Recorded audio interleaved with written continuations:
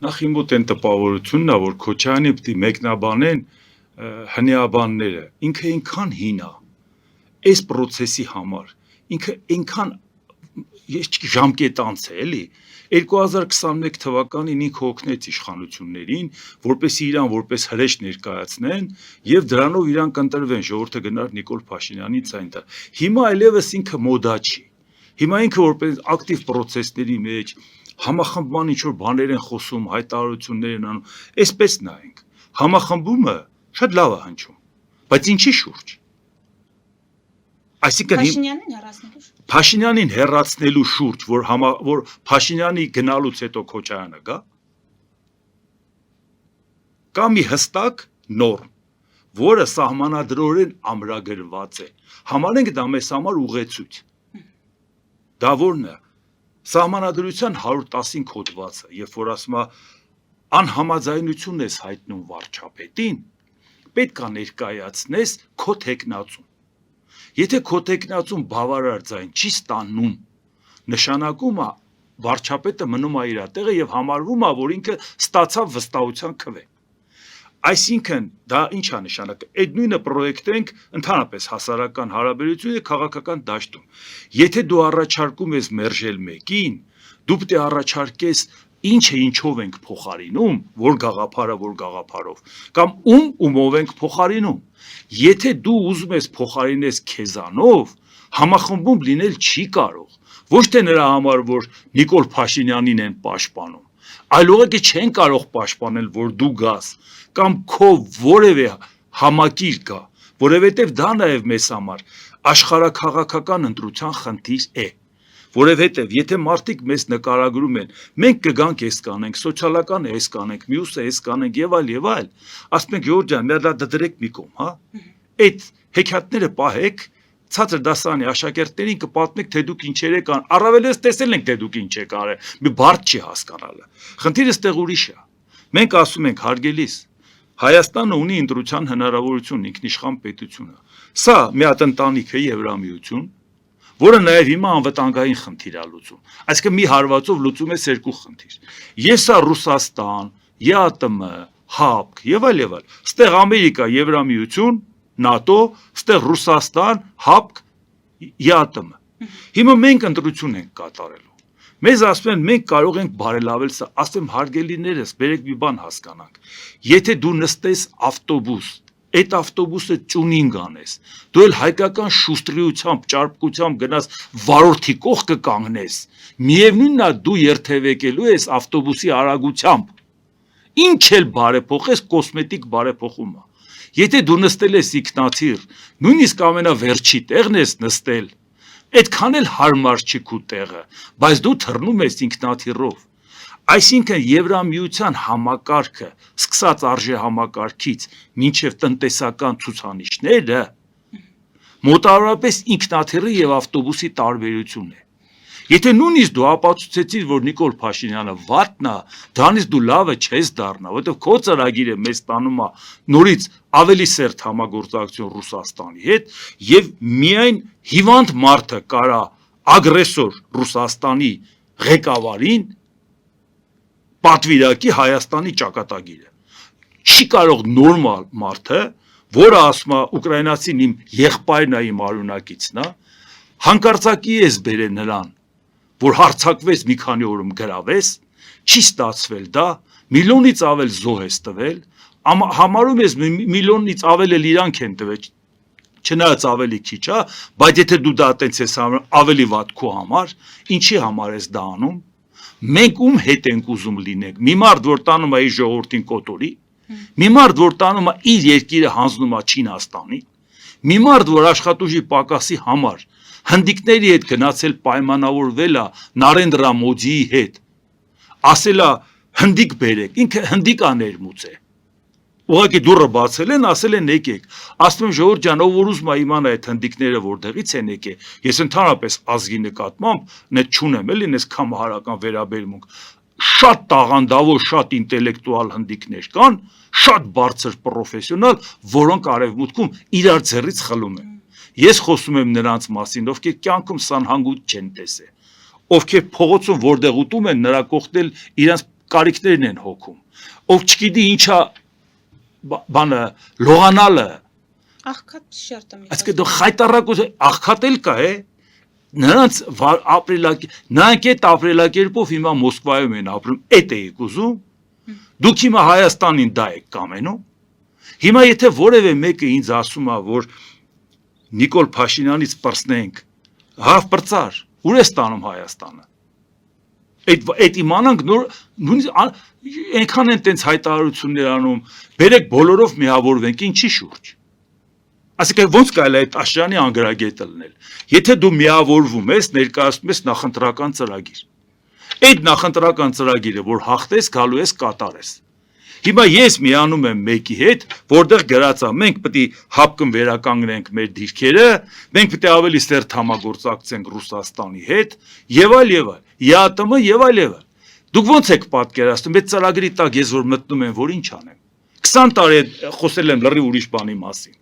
Այսինքն մենակ նրա համար, որ Փաշինյանը գնա պետք է դրան միանա, բայց այդքան խելք ու շնորհք ունեք, եկեք միացեք, Փաշինյանին տուն ուղարկենք, բայց Հայաստանն էլ ուղենք դեպի Եվրոպա։ Եթե դուք այդքան սկզբունքային եք, ձեր կյանքի նպատակը Փաշինյանից պրծնելն է, խնդրեմ։ Ձեր երեխայի ապագան դուք, լավ հասկացանք, դուք կախում ունեք ինչ որ առիթով այսօրվա Ռուսաստանի իշխանությունների հետ չեք կարող տարանջատվել։ Բայց ձեր երեխաների ապագան դուք որտեղ եք տեսնում։ Ռուսաստանի հետ։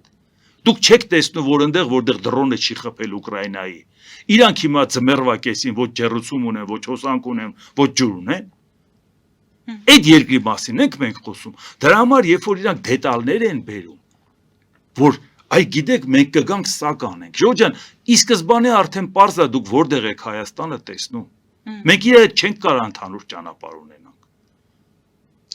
Պարոն Անտինյան, Քոչարյանն ասում է, մենք գնում ենք ընտրությունների ավելի լավ դիրքերից, քան եղել է 2021 թվականին եւ որպես կանոն նախընտրական պայքարի մեջ մտնող քաղաքական ուժերը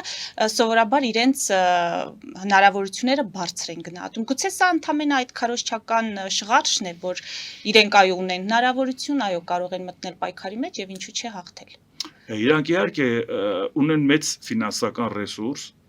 ունեն հնարավորություններ, նաեւ ասեմ ինչով, որտեղ իշխանությունը իր գավառական ճարպկությամբ, որը կարող է շատ մեծ խնդրեմ բերի մեր երկրի գլխին, Նիկոլ Փաշինյանի ճարպկությունը, որ տեսեք ժողովուրդ ջան, մեզ ընտրեք, այս ռուսամետները գալիս են, բայց երբ որ չափը ինքը անցնում է, ռուսամետների ազդեցությունը 24 ժամ դրած իրար հետ վիճեն, կռիվանեն, իրար ուտեն, մենք էլ ասենք բարիախորժակ չխառնվենք, ասենք իրար կերեք։ Արդյունքում գալու է մի վիճակ, որ աշխարհաքաղաքական խառը վիճակի ժամանակ մի օր նստի Պուտինը Տրամպի հետ խոսա, ասի դե լավ, Ուկրաինայում ես հարցը զիջում եմ, Կովկասն էլ դե իմնա, չէ, դե դու ես կանգնել ասել, դե Կովկասը Ռուսաստանի ազդեցության գոտի է։ Այսինքն դուք հասկանում եք, որ Նիկոլ Փաշինյանը ոչ թե մենակ իր գլխին կարող է սարքի, մեր երկրի գլխին սարքի։ Այսինքն շատ է ինքը տարվել ոգևորվել 21 թվականը կրկնելու 26 թվականին, որ էլի մեր հակառակորդը Ռուսաստանն է, մի մոռանա, որ Տրամպը կարող է գործարքի գնա Պուտինի հետ, այսինքն երկրի ներսում մի ոչնչացնի այն հարթակը, որ մենք խոսենք, որ Հայաստանի ապագան սա է, ու Հայաստանը պետք է քաղաքակիրթ ընտանիքի անդամ լինի, ասես չէ, դուք մի խառնվեք, սպասեք մենք կռիվը գնա բանի ռուսամետների հետ, երբ որ ամբողջ օրակարգը ռուսամետներով լցրեցիր, մի օր ուղղակի Պուտինը կգնա Տրամպի հետ գործարքի եւ այս տարիների չարչարանքն ու այս ամեն ինչը հոդս կծնդի։ Այսա նաեւ իշխանության սխալն է։ Մեր նախորդ հարցազրույցի ժամանակ դուք անդրադարձաք թրիփին, բայց այդ ժամանակ հստակություն չկար բաժնեմասերի մասով եւ թե վարձակալության մասով։ Հիմա ունենք հայտարարություն, 49 տարով վարձակալվում է տարածքը եւ Հայաստանի բաժնեմասը 26% է, ԱՄՆ-ինը 74%, Քոչարյանին հղում եմ անում, բայց ամեն դեպքում խոսել է, ասում է, որ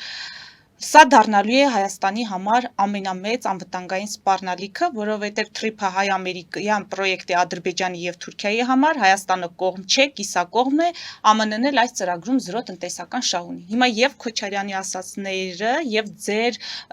դիտարկումները թրիփի հետ կապված, որ ասում եք, քանի դեռ հստակություն չկա բաժների մասերի մասով չեն կարող ինչ որ գնահատական հնչեցնել, հիմա ինչ կարող եք ասել։ Երբ այսպիսի հստակություն կա, Քոչարյանի գնահատականը օբյեկտիվ է հիմք ունի թե ոչ։ Այսպես նայենք, նախ Ամերիկայի հետ կապված ցանկացած պայմանավորվածություններ մեր երկրի համար դրական ու աշխարհի ամենահզոր պետությունն է։ Բայց այդ պայմանավորվածության մեջ ցավոք թրիփի հետ կապված մենք գործընկեր չենք։ Այն որ Դոնալդ Թրամփը ուզում է ցույց տա, որ իմ ընկերներն են Ալիևը, Նիկոլ Փաշինյանը, դա այդպես չի։ Նա ուղղակի այդպես իրա ոճն է, կասեմ նաև ինչի։ Խնդիրը սա է, մենք 49 տարով տալիս ենք Ամերիկայի Միացյալ Նահանգներին, մենակ այդ 74%-ի մասին չի խոսք։ Այդ պայմանավորվածությունները որ կան են, չէ՞։ Ամեն ինչ կապում մենք Թրամփի անձի հետ, բայց Թրամփը մաշվող ռեսուրս է։ Թրամփի հայ-հայը գնացել է, մնացել է վայ-վայ։ 2026 թվականի այս տարվա նոյեմբերին էլ եթե հանկարծ ինքը կոնգրեսում մեծամասնություն չունենա, կարանք այդ օրվանից արդեն միացնենք վայ-վայի երաժշտությունը։ Այսինքն ամբողջը կապել իր հետ, մենք ուզում ենք Ամերիկայի հետ գործընկեր լինենք, որը երկարաժամկետ լինի։ Հիմա չեն կարող ասել, որ Ամերիկայի հետ չէ, որովհետև հիմա այս պայմանավորվածությունը թրիփի, Ադրբեջանի հետ պայմանավորվածությունը ձեռք բերեց Դոնալդ Թրամփի ներկայացուցիչը, որը գնաց պայմանավորվեց, որից հետո Թուրքիայում Ամերիկայի դեսպանը ասեց այդ ծրագրի մասին, որից հետո Նիկոլ Փաշինյանը խոստովանեց, որ մեր խաղաղության խաչմերուկը ներկայացրել ենք բոլորին, առաջինը Ռուսաստանին, որը մերժեց, հետո Չինաստանին, նրանք էլ մերժեցին, ասեցի լավ, նայենք, net չի որ վերջնական մերժեցին, բայց նայում էին։ Այդ ընթացքում ասեց հետաքրքրություն հանդես բերեց Թրամփի ադմինիստրացիան։ Այսինքն ինքը ընդունում է, որ նախաձեռնությունն եկել է Թրամփի ադմինիստրացիայից, բայց չի ուզում, որ մենք նկատենք, որ Թրամփի ադմինիստրացիան մինչև քո հետ պայմանավորվելը Ադրբեջանի հետ էր պայմանավորվել, որ Ամերիկան դա երկարաժամկետ վերցնի եւ Ամերիկայի դերակատարությունը մեծ լինի։ Ու այս պարագայում, երբ որ Թրամփի ադմինիստրացիան ասում է Ադրբեջանի Հայաստանի հետ կապված հարցերը մենք ճշտում ենք, կոորդինացնում ենք Թուրքիայի հետ, ոնց կարող է պատահել, դա ինձ չմտահոգի։ Եթե Ամերիկան տեսնում է դերակատար Թուրքիային այստեղ, տեղից էլ որ ինքը Թուրքիային շատ մեծ դերակատարություն տվեց Սիրիայի հարցում, անգամ խրախուսեց, որ Սիրիան վերցրեց, 2000 տարի Սիրիան մնում էր վերցրել, այսինքն ինքը նույնիսկ ընդունեց, որ Սիրիան անցել է Թուրքիայի տիրապետության տակ, չհամարեց, որ ներսի ուժերը հաղթեցին, այն դեպքում, երբ որ ներսի հաղթողին ինքը ընդունել է բարձր մակարդակով։ Այսինքն իհարկե Թուրքիայի դերակատարության մեծացումը չի կարող գոհացուցիչ լինի, բայց խնդիրը հոմենակ դա չի, խնդիրը ուրիշ է։ Իրանին դուրս չի գալիս թրիփը, ասում է դուք դա անում եք իմ սահմանի վրա, Ամերիկային բերում մտցնում եք։ Հիմա Հայաստանի իշխանությունները մի օր ասում են թրիփը մեր անվտանգության երաշխիքն է, այ բերում ենք, որ պահենք։ Հենց ասում են անվտանգության երաշխիքն է, չնայած որևէ փաստաթղթում անվտանգության մասին խոսք չկա։ Այդ ընթացքում Իրանն ասում է չհասկացանք, ամեն օր ուզում է Ամերիկանից հարվածի։ Ո՞նց է դա քո անվտանգության երաշխիքը։ Դու բերում ես Ամերիկային իմ սահմանին, ես կանոնացնում։ Մերոնք ասում են, վայ չէ, սա տնտեսական գործարք է։ Ինչ անվտանգություն, ամերիկացիք դե չեն մտնելու։ Բա որ ամերիկացիք չեն մտնելու, սա տնտեսական գործարք է։ Մեր անվտանգությունը թրիփով ոնց է ապահովվելու։ Այսինքն իրանց թվում է, թե այս ասում ենք իրանցիների համար, այս ասում ենք ներքին լսարանի համար, բայց այսօր ներքին ու արտաքին անվտանգության ապահովումը այն համատեքստում է, որ առնվազն Ադրբեջանը չի կրակի, եթե այդտեղ տնտեսական համագործակցություն լինի։ Բայց Ադրբեջանը թրիփի ստորագրելուց հետո օգոստոսի 8-ից հետո ավելի ագրեսիվ չի սկսել խոսել Արևմտյան Ադրբեջանի մասին։ Պետական մակարդակով չի խոսում, որ մենք ոչ թե պետքա տանկերով գանք։ Մի օր մի բան է խոսում հանուն արդարության պարոն Անտինյան, մի օր մեկ այլ բան է խոսում։ Դավոսում դուք լսեցիք Ալիևի հռետորաբանությունը։ Հիմա տեսնենք մի բան։ Երբ որ ինքը պետական մակարդակով ֆինանսավորում է կառույցների, իրանց միլիմեջլիսի падգամավորը կոորդինացնում է այդ աշխատանքները։ Միջազգային սիմպոզիումներ են անցկացնում։ Ներկայացնում, որ Հայաստան պետություն չի եղել, դրանք եկվորներ են։ Ամբողջ աշխարհի շուրջ ստեղծում են տպավորություն, որ Հայաստանը դա արհեստական պետություն է։ Հիմա երբ որ մենք կանգնում ու ասում ենք, որ դա վտանգ չի ներկայացնում, մի հատ նորից վերադառնանք, թե մենք ինչի առաջ կանգնեցինք։ Նիկոլ Փաշինյանն ասեց, քանի որ միջազգային հանրությունը Արցախը ճանաչում էր Ադրբեջանի կազմում, մենք չէինք կարող դեմ գնալ դրա համար Արցախը հանձնեցինք։ Ստորագրեցինք, ասենք Արցախը Ադրբեջանի կազմում է Պրագայում։ Ինքը արդարացնում էր, որ մենք հոտ չենք կարող միջազգային հանրության դեմ դեմ։ Երբ որ դու դա ասում ես, դու խաղաքարտերը տալիս ես Ալիևին։ Կարող է մեկը մտածի պատահական չհասկանալով անում, մեկը կասի դիտավորալ, մեկը կասի վաճառվել, դա դնենք ամեն մեկի քաղաքական ճաշակին։ Բայց այդ դեպքում Ադրբեջանը ինչ է մտածում, ինչ է ինտենսիվացրել։ Ասում ես, եթե ես միջազգային հանրությանը համոզեմ, որ Հայաստան պետություն չի եղել, վարչապետ Նիկոլ Փաշինյանը պատրաստ է Հայաստանը հանձնել։ Դե ասում է, միջազգային հանրությանը դեմ չենք գնալու։ Եթե դա իսկապես վտանգ չի, Հայաստանի արտաքին հետախուզական ծառայության ղեկավարը, որը Նիկոլ Փաշինյանը նշանակած մարդն է, շատ իր կողմից վստահելի անձնավորություն։ Ոնց է մեր համար շատ լուրջ վտանգ ներկայացնում մեզ իր հաշվետվության մեջ, հատկապես որ տարածքային պրետենզիա ունի Ադրբեջանը Հայաստանի նկատմամբ։ Այդ որ մենք ենք ասում են դե լավ էլի Կիկոսի մահը սարքեցիք։ Բա որ դուք եք ասում պետական մակարդակով դրա վտանգների մասին, բա դա ում մահն է։ Այսինքն նշանակում է, որ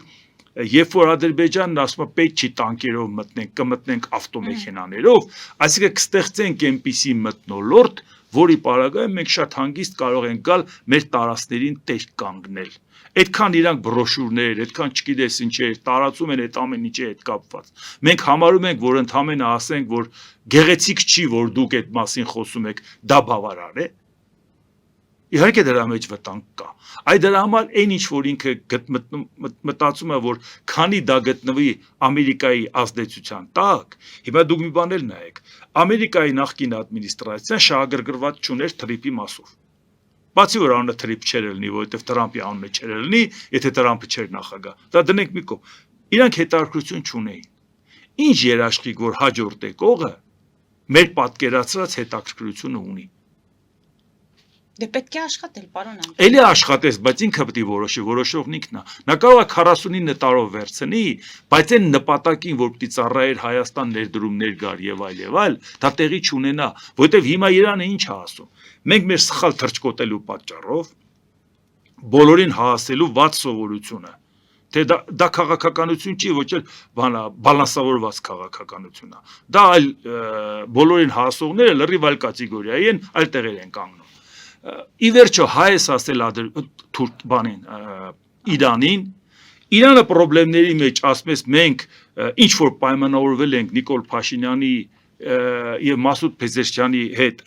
նախագահի այդ բոլորը ուժի մեջ է եւ մենք ռազմավարական գործընկերության ճանապարհով ենք գնում Իրանի հետ։ Հիմա Իրանը կանգնում է, ասում Ամերիկան ուզում է ինձ հարվածի։